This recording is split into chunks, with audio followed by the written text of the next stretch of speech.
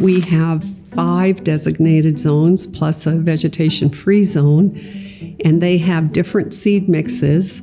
The seed mixes are determined by the soil and hydrological conditions that one would anticipate being there, including where the wetlands are. But all of the plants, we have to review them that they're getting the right seed mix in the right place.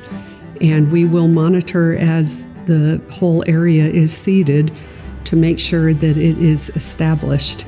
The seed mixes are based on North Dakota native prairie plants and have been carefully blended to also encourage pollinators and other flora and fauna to occur within the area, as well as it helps stabilize the soils.